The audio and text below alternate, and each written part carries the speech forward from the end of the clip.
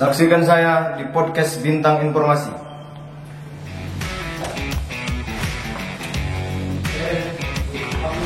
Assalamualaikum Ustaz. Waalaikumsalam.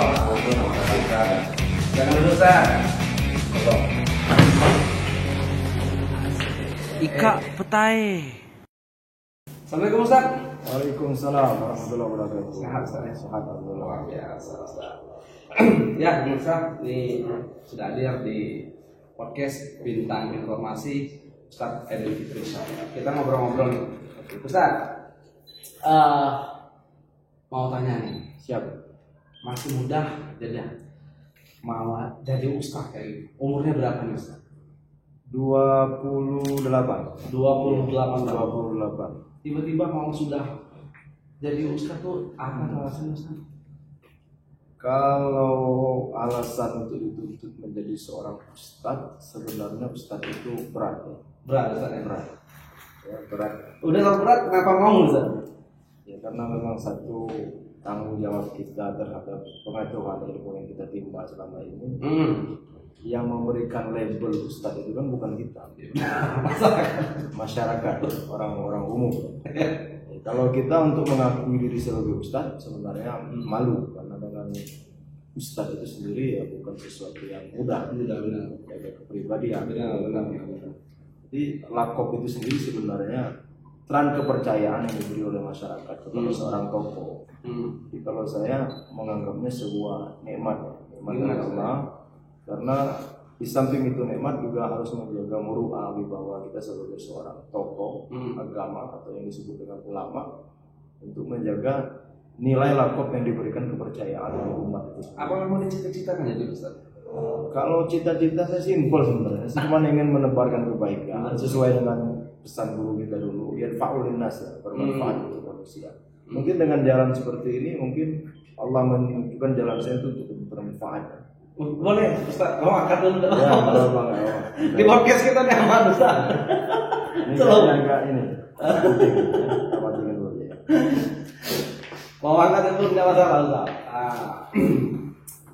Jadi berat Ustaz ya? Berat. Dengan nama Itulah itu ya yang saya katakan tadi, itu diberikan oleh masyarakat umat, dan itu juga yang akan mencabut lakop itu sendiri umat itu sendiri. Ya. Jika dia sudah kehilangan kepercayaan terhadap tokoh agama, maka lakop itu tidak akan bisa kita miliki. Jadi tidak ada cita-cita ke arah situ, tapi Allah yang menuntun kita untuk mempertanggungjawabkan pengetahuan yang kita timba selama. Cuma waktu masih kecil pasti kan terpikir nih Ustaz. Kalau ditanya guru cita-citanya jadi apa kayak gitu? Dulu waktu saya sekolah di Sanawiyah, memang ada terpikir karena melihat tokoh populer di media televisi. Tapi saya tidak seperti anak pada umumnya mentokohkan One Piece, Dragon Ball. Itu saya tidak. Tapi saya sejak MTS Sanawiyah saya sudah mentokohkan tokoh idola saya dulu, Dai Sejuta Umat, Kiai Haji Zaid, termasuk juga Kiai Haji Abdullah bin Mastiar. Mungkin itu sangat familiar di tahun 2000 beliau ya. Jadi melihat sebuah kemuliaan yang Allah berikan dengan beliau ini, rasa ada keinginan untuk menduduki seperti seorang tokoh agama yang menjadi referensi umat, tentu dengan pengetahuan yang mendalam. Ustaz, yang melekat itu kan masyarakat dengan Ustaz. Iya benar. Terbeban enggak sih? Karena gerak-gerik kita sebagai nama yang disematkan sebagai ustadz di lingkungan masyarakat itu harus melahirkan konotasi positif. Benar. Itu terbeban ya? Padahal kita masih muda. Benar. Kayak gitu. Keinginan nafsu masih banyak. Sebenarnya dibilang terbeban itu tidak. Karena memang segala sesuatu itu sudah menjadi ketetapan jalan takdir saya di sini. Tapi saya tidak menganggap ini sebagai bentuk profesi ya. Ya. Ada segelintir orang menganggap ustadz itu sebuah profesi. Kalau saya bukan. Kalau dianggap ini sebuah profesi maka beban. Tapi saya tidak menganggap ini profesi. Jadi bagian ini sudah menjadi terang kepercayaan umat dengan kita bahwa tentu ya diri kita sendiri menuntun itu. Maka sebuah pelanggaran dilakukan oleh seorang pengusaha dengan pelanggaran yang sama dilakukan oleh tokoh agama, maka secara klaim umat itu akan berbeda. Ya. Preman mukul orang sama ustadz mukul orang, sama-sama mukul nih kasusnya. Tetapi dalam pandangan umat itu akan berbeda. Tinggal bagaimana cara kita menyikapi.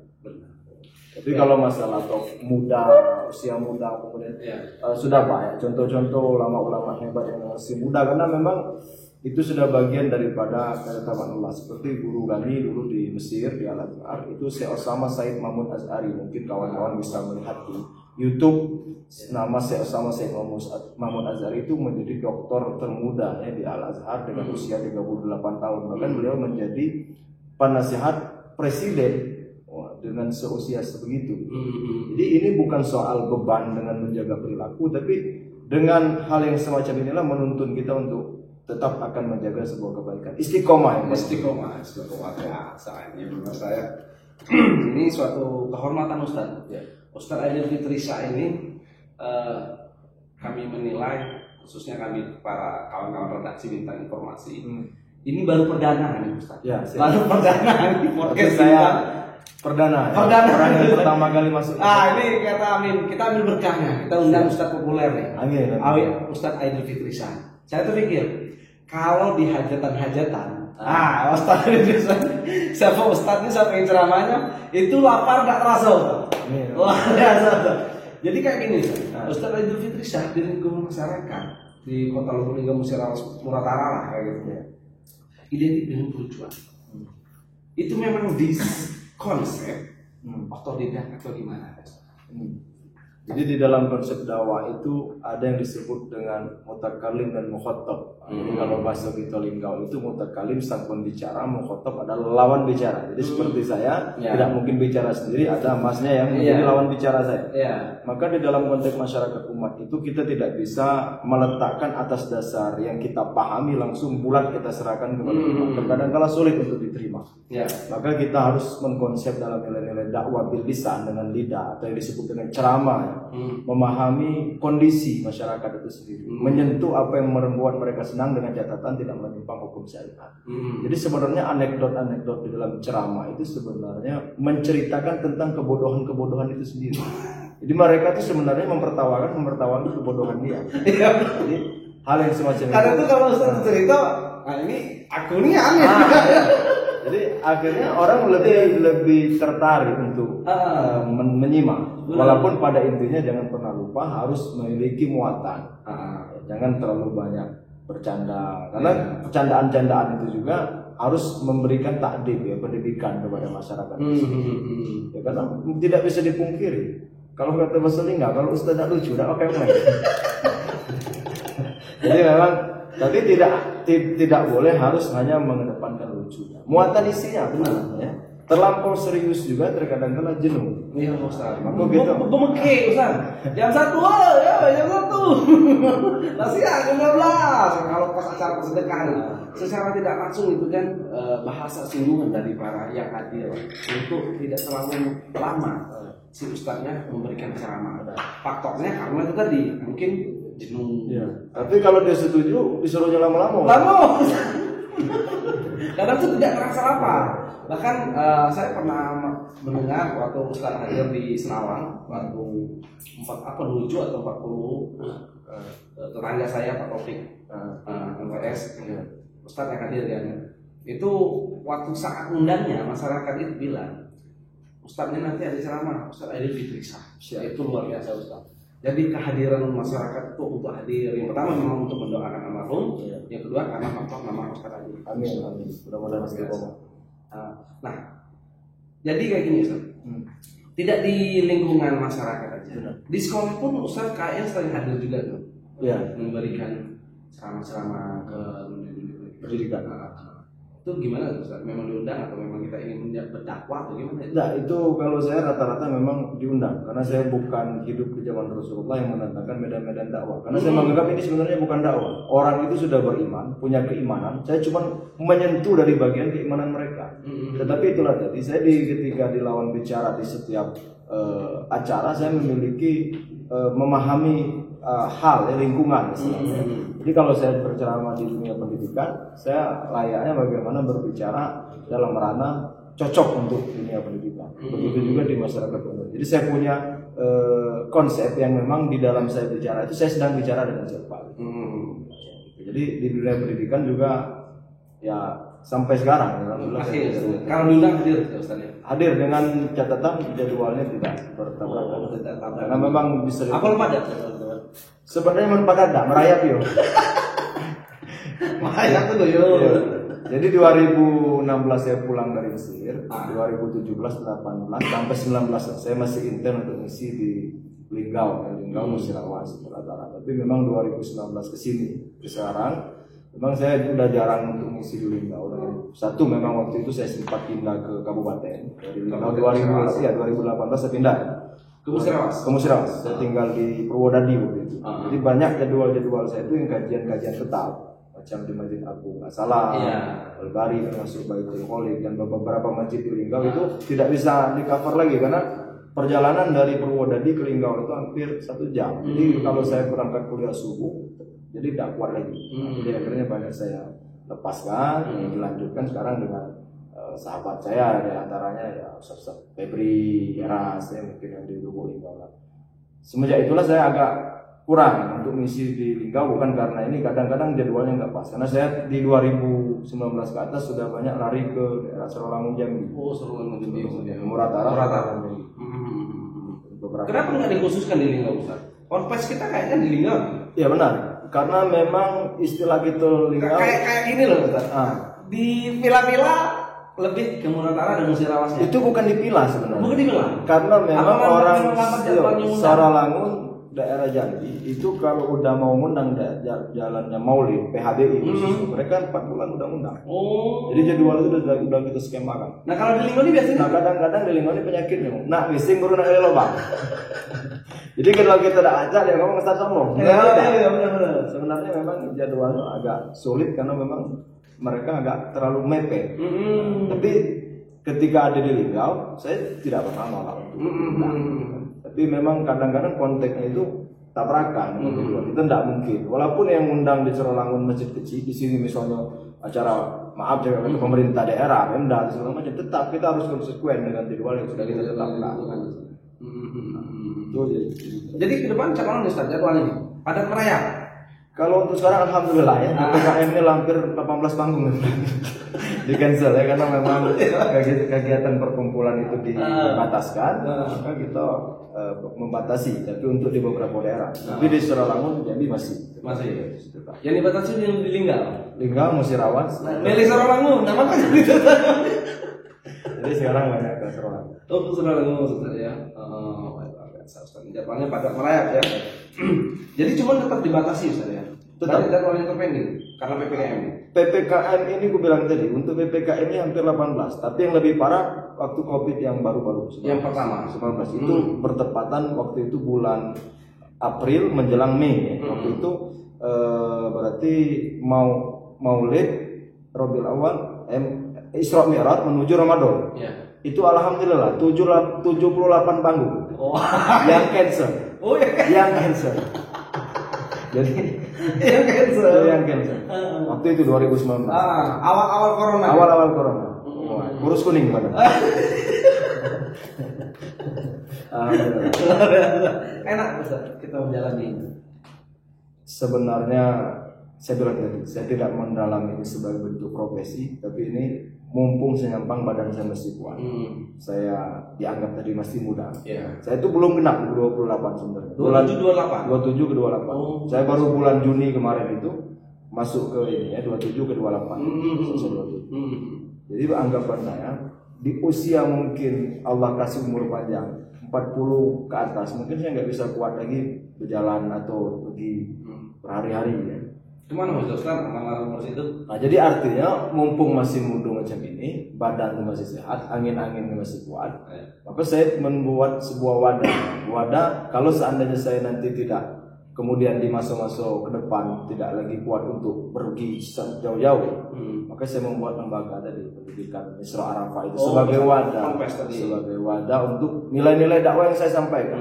Ketika saya ngomong jago anakmu dari narkoba, jago anakmu dari judi, jago anakmu dari pergaulan-pergaulan yang menyentuh mereka kepada kemungkaran. Nah, mereka bingung. Ketika saya cerita macam itu solusi Ustaz aku. Nah, maka saya membuat wadah pendidikan itu, ayo dekatkan anak kamu kepada jalan agama. Nah, ini jalan. Bahwa sekarang dunia pendidikan tidak membatasi kau tamat dari mana, pesantren, sekolah unggulan tidak ada lagi. Bahkan sekarang orang tes di kedokteran, Iya. hafal 20 juz Benar. dapat beasiswa. Iya. Kuliah di Akpol di TNI, Polri itu ada Jadi artinya nilai plus sendiri yang bisa hafal sendiri. Iya. Hafal Al-Quran. Jadi saya bilang, ini wadahnya. Maka saya berimbang jalan. Jadi di dunia masyarakat saya berdakwah secara secara umum, secara takhusus saya membentuk dunia pendidikan. Dalam artian kita tuh harus mengkader. Ya. Jangan nak tegak lewe. Jangan nak tegak lewe. Harus ada generasi. Ada generasi. Harus. Nah, Ya, siap. nah umur berapa selesai berdakwahnya Ustaz? Sampai ajal datang merenggut nyawa. Sampai aja. Enggak, maksudnya kayak gini Ustaz. Ustaz itu hampir merata, bukan Ustaz aja, banyak Ustaz populernya lebih cepat kayak gitu. Karena dia kan hampir setiap minggu hajatan, sedekahan, yasinan itu selalu hadir di tengah masyarakat. Populernya cepat di masyarakat. Apakah adanya nih? Kan ada Ustaz yang baru-baru ini jadi wabuk kayak gitu kan? Ustaz nanya, karena popularitasnya ada keinginan seperti itu juga Ustaz. Menyiapkan diri untuk bisa. Kalau kita nak ngomong bahwa tingkat kepopuleran Ustaz itu cepat, Pak Ustaz. Ya, kakak saya ya, Ustaz Haji Inayatullah. Ya. Itu bukan sesuatu yang cepat. Beliau itu sudah dakwah dari tahun 90-an. Dalam artian bukan instan tunggu. Ya. Memang proses. Ada proses. Saya ceramah ini bukan setelah saya pulang dari Mesir. Waktu saya sebelum berangkat ke Mesir saya sudah ceramah. Waktu itu. Tapi ibarat kata mungkin ya ada orang tuh yang lebih cepat naik secara tingkat keterkenalan di masyarakat. Ada tuh orang itu lama belum naik populer dalam artian bentuk dikenal wong. Tapi kalau saya pribadi dikenal atau tidak dikenal, dikenal seorang ustadz atau tidak dikenal seorang ustadz itu bukan soal. Ya. Tapi apa ibarat kata, apa yang bisa kau berikan dari manfaat untuk masyarakatnya? Jadi dalam artian kalau ditanya untuk arah dengan populer nanti bisa terjun ke dalam dunia politik. Maka saya membentuk wadah lembaga pendidikan ini sebenarnya saya tidak punya kemampuan dalam berpolitik. Maka bisa saya katakan sekarang untuk saat sekarang saya belum punya niat untuk terjun ke dunia politik. Tapi catatan, saya sanggup mengarahkan orang masuk, orang-orang baik, orang-orang yang punya kemampuan, integritas, kemampuan dalam di dunia politik, tapi dia punya akhlak, punya kepribadian, ya bisa menjaga amanah. Nah, ini saya sanggup mendorong mereka untuk terjun ke dunia politik. Cuman menggiring. Nah, tapi kalau saya pribadi saat ini ya, belum. Wallahu a'lam. Saya tidak tahu kan. Allah yang membolak-balikkan. Benar. Ya, untuk terjun ke dalam dunia politik, saya merasa saya tidak punya kemampuan. Ustaz, seperti yang dikatakan Erdogan, kalau politik tidak diisi orang-orang baik, maka orang jahat akan mengisinya. Nah, kalau Ustadz mengatakan belum siap saat ini, kapan lagi untuk mengisi ini? Padahal Ustadz pasti melihat nih, situasinya negara kita ini sedang tidak baik-baik saja. Nah, gimana tuh Ustadz? Tapi di dalam konsep pemahaman saya sendiri, ya benar bahwa yang dikatakan Presiden Turki itu, tetapi batas di dalam konteks kita untuk berbuat itu ada proses yang harus kita lalui dulu. Turki itu bangkit setelah runtuh pada tahun 182, 1822, setelah naiknya negara nasional Sekuler Republik Turki pada tahun 1823. Itu bagaimana seorang Erdogan memendamkan hasrat itu, kepentingan mencapai sebuah keberhasilan puncak karir politik beliau saat itu. Benar. Tetapi ada yang mesti kita pahami juga bahwa menurut pemikiran para politikus, kata Shakespeare di dalam pemahaman Barat, bahwa hanyalah orang-orang yang bodoh yang mempercayai percakapan seorang politikus. Terkadang kala politikus itu sendiri tidak memahami dan tidak mempercayai perkataan dirinya sendiri. Tetapi pada konteks ini, maka saya bilang tadi, saya bukan anti politik, tapi saya mengarahkan orang-orang yang punya kemampuan dalam dunia politik. Tapi bukan berarti saya bilang saya tidak mampu. Tapi dalam artian kemampuan untuk saya sekarang lebih saya persiapkan diri untuk kemana arah politik siasat Islam kita ke depan. Jadi ini yang mesti kita garis bawahi, bahwa bukan tidak mampu di dalam dunia politik, tetapi ada hal yang mesti kita persiapkan untuk itu. Karena akar pondasi ini harus kuat. Kita mengarahkan orang-orang baik masuk ke dalam dunia asiasa di dalam Islam politik, tetapi kita juga mengerti asiasa itu seperti apa. Karena tidak ada teman sejati gitu. Oke ya. Baik. Tidak ada teman sejati, Ustaz ya. Dalam politik. Adanya semua adalah kepentingan. Tapi inilah tadi, kita tidak pesimis. Ketika kita berbicara situ, ini pesimis nih. Berarti kita tidak punya masa kejayaan-kejayaan Islam ke depan. Siapa bilang? Maka munculnya peradaban-peradaban baru ini yang sekarang kita tampak di hadapan kita masa dewasa ini. Islam itu akan bangkit dengan kekuatan-kekuatan asiasa ini. Karena memang yang Anda bilang tadi, yang Mas bilang tadi bahwa untuk mengisi itu adalah orang-orang baik. Tapi bukan kita mengklaim mengaku diri menjadi baik. Gitu. Ya benar. Luar biasa nih. Dapat. Ya intinya kalau sekarang belum galak terjun. Belum galak. Cuman lagi mana ada waktunya. Insya Allah. Belum tahu. Lebih kemana nih antara tiga wilayah? Itu ya, harus dipahami dan dipelajari ya. Karena masuknya lo, Musirawas masuk, Lingga masuk, Muratara masuk. Insya Allah lah, kaki ke pusat langsung aja. Luar biasa, amin. Ustaz, ya, siap. Ustaz miris tidak lihat situasi anak muda saat ini, Ustaz, yang lebih tertarik pada dunia medsos, yang salah kaprah digunakan penggunaan handphonenya seperti itu kan. TikTok, Instagram itu lebih populer. Cuman diisi dengan tayangan-tayangan yang tidak layak untuk disaksikan anak-anak kecil seperti itu. Itu gimana Ustaz tanggapan? Kalau saya memahami konsep-konsep seperti itu, sebenarnya kita tidak boleh menolak kemajuan zaman. Ya. Karena khususnya teknologi. Ya. Kemajuan zaman itu memang tidak bisa kita pungkirkan bahwa dengan bergesernya sebuah peradaban digulung oleh peradaban yang lain, kita harus menerima kadang-kadang sebuah peradaban yang baru itu. Iya. Tetapi sekarang tolak ukur tombak dalam menerima peradaban itu siapa yang sedang menerima peradaban itu. Dan kita tidak hanya bisa, kalau dibilang miris melihat gerakan anak muda sekarang, kalau saya bukan hanya miris di bidang itu, saya malah miris melihat sikap orang tuanya terhadap anak. Oh iya, lebih ke orang tua. Kan, membiarkan nggak gitu? Membiarkan mereka. Istilah yang sekarang tuh kadang bapaknya dia ngajak anaknya mabar. A1. Jadi gimana coba kita mau melihat? Nah aku tank ya. Jadi dari segi satu sisi saja. Iya. Karena banyak sisi lain yang mesti kita perhatikan. Tapi menolak sebuah peradaban sains dan teknologi itu sebuah kebutuhan. Karena memang di zaman peradaban yang hebat sekarang dengan globalisasi yang luar biasa, ya, jadi saya memandang bahwa sains dan teknologi harus diterima, tapi dengan cakap. Kita sering mempelajari itu di dalam dunia kurikulum pendidikan, ada intek dan intak. Nah, ilmu pengetahuan dan teknologi dan agama. Dibalance dan diimbangkan dengan ilmu pengetahuan. Agama. Akhlak dan kepribadian. Jadi itu harus imbang. Harus imbang. Karena memang menolak sebuah peradaban baru, kita akan ketertinggalan zaman. Sementara zaman ini tergantung bagaimana mengatur sebuah zaman itu. Dan Misro Arafah menyimbangkan itu tadi, Ustaz ya? Benar. Siap untuk itu memberikan keseimbangan itu tadi, Ustaz ya? Kita membuka di madrasah am secara umum, dan kita juga tidak melupakan kajian-kajian kitab kuning yang menjadi peninggalan-peninggalan ulama-ulama turos ya. Yang lama yang menulis kitab yang luar biasa. Tapi kita juga tidak menutup diri untuk menerima pemikiran-pemikiran baru.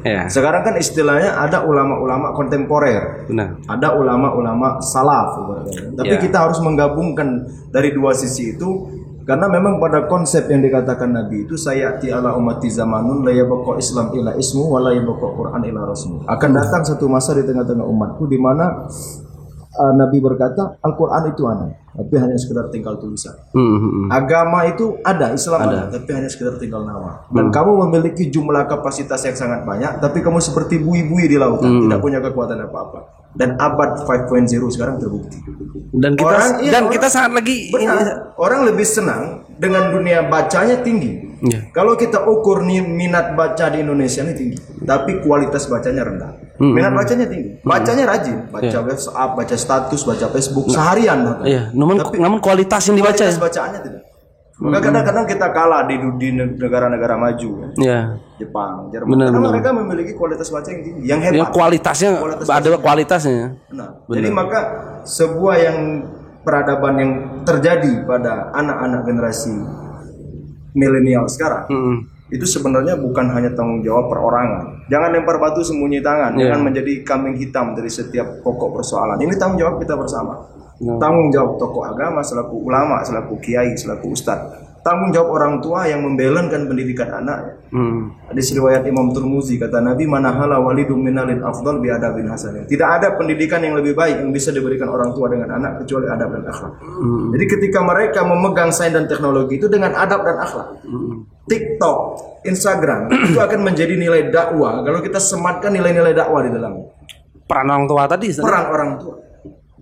Berapa banyak tingkat keterkenalan seorang ulama-ulama yang terpendam di lereng gunung itu bisa naik namanya Gus Baha. Iya, benar-benar.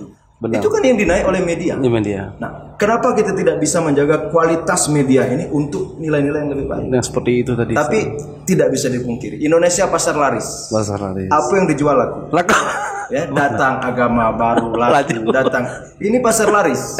Nah, kapan ini sudah laris? Terkadang kala nak ngilangnya susah. Contohnya sekarang di negeri lain sudah aman tentang masalah pandemi. Iya benar. Kita ini pasar laris. Euro lah pacak jalan nonton di stadion penuh Euro. Yang disebut dengan pasar laris. Jadi produk itu dijual semua laku di Indonesia. Tinggal kita lagi Ustaz ya, untuk menyaring hal itu. Karena memang tidak bisa lempar batu sembarangan. Tadi saya bilang semua orang punya tanggung jawab, semua orang punya peran, setiap orang punya kewajiban untuk menuntun itu. Terutama yang ditanyakan tadi, bagaimana melihat kondisi anak zaman sekarang. Tidak usah jauhkan dia dari handphone, tidak usah jauhkan dia dari peradaban teknologi ini. Prinsipnya satu aja Mas. Saya mengambil analogi saja. Kalau anak sampean tinggal di pinggir sungai, sampean tidak akan bisa melarang anak sampean main ke sungai. Benar. Dia tinggal di bisa saya larang Pak Ustaz, bisa saya larang, jangan main ke sungai. Anda ketika ada di rumah, tapi ketika Anda tidak ada di rumah, dia akan tetap turun ke sungai. Benar. Jadi kita tinggal di pinggir sungai dan tidak bisa melarang anak main ke sungai. Tapi apa yang bisa kita lakukan solusi kepada anak? Ajarkan dia berenang. Maka dia tidak terbawa arus sungai yang deras tadi.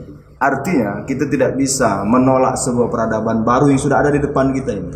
Tapi yang bisa kita ajarkan dengan anak adalah akhlak dan kepribadian supaya dia tidak tergerus arus peradaban yang akan melencengkan dia dari pegangan peran agama yang kuat.